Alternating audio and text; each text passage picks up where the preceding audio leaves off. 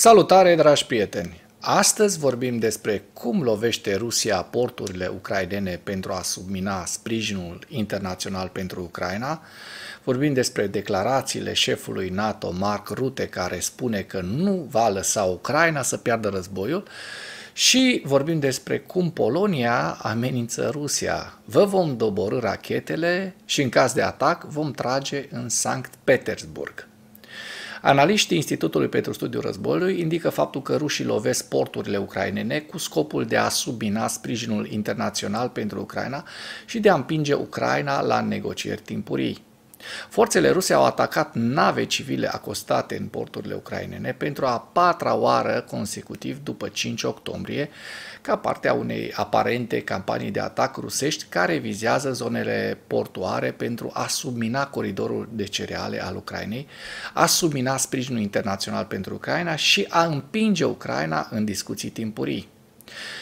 Autoritățile regionale de la Odessa au raportat că forțele ruse au lansat un atac cu rachete balistice asupra portului Odessa în după amiaza zilei de 14 octombrie, lovind navele civile Nesemun sub pavilionul Belize și cargoul Optima sub pavilionul Palau, precum și infrastructura portoară și depozitul de cereale. Oficialii au spus că loviturile ruse din 7 octombrie au deteriorat deja nava Optima. Surse ucrainene au raportat că forțele ruse au lovit recent nave civile acostate în portul Odessa în noaptea de 5 spre 6 octombrie, precum și în 7 spre 9 octombrie. Bloggerii ultranaționaliști ruși au răspuns loviturii din 9 octombrie cu o retorică care susține narațiunea existentă a Kremlinului, menită să submineze încrederea în coridorul cerealelor, încercând în același timp să justifice lovitura. Bloggerii ruși au cerut direct atacuri rusești asupra infrastructurii de cereale ucrainene, a navelor civile din porturile ucrainene și a altor ținte care ar afecta și mai mult potențialul economic al Ucrainei. Ziua 965 a războiului din Ucraina.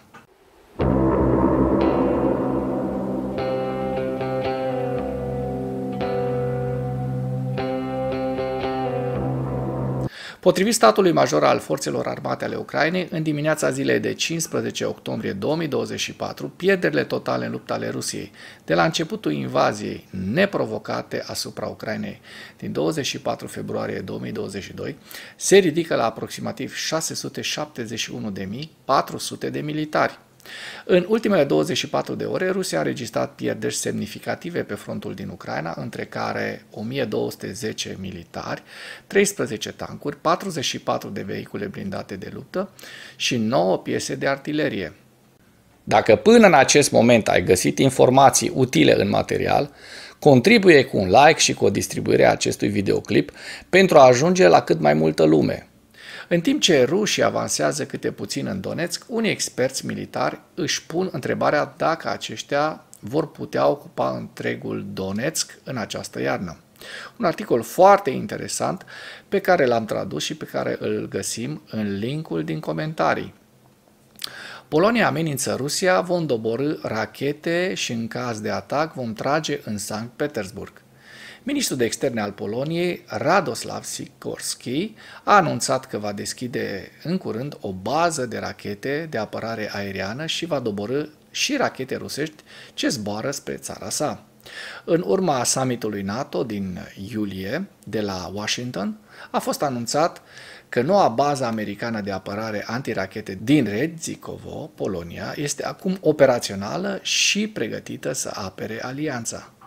Polonia amenință Rusia și cu atacarea orașului Sankt Petersburg în cazul unui atac al Rusiei asupra Poloniei sau a statelor baltice, care spune că va exista un răspuns imediat, aliații vor lovi direct la Sankt Petersburg, a declarat șeful statului major polonez Raimund Andriacek la conferința pentru apărarea țărilor baltice din 11 octombrie. Potrivit lui Andriacek, dacă forțele ruse trec granița în Lituania, în primul minut, aliații vor viza toate activele strategice ale Rusiei pe o rază de 300 de kilometri. Vom lovi direct în Sankt Petersburg, a declarat Andriacek, potrivit New Voice of Ukraine. Pentru a se pregăti pentru un astfel de scenariu, Polonia achiziționează în prezent 800 de rachete cu o rază de acțiune de până la 900 de kilometri, care vor fi desfășurate dacă Rusia atacă. Un mesaj dur, dar bun, singurul pe care Rusia îl înțelege.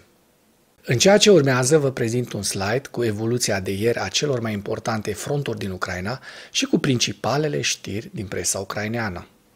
Hărțile sunt creația Institutului pentru Studiul Războiului.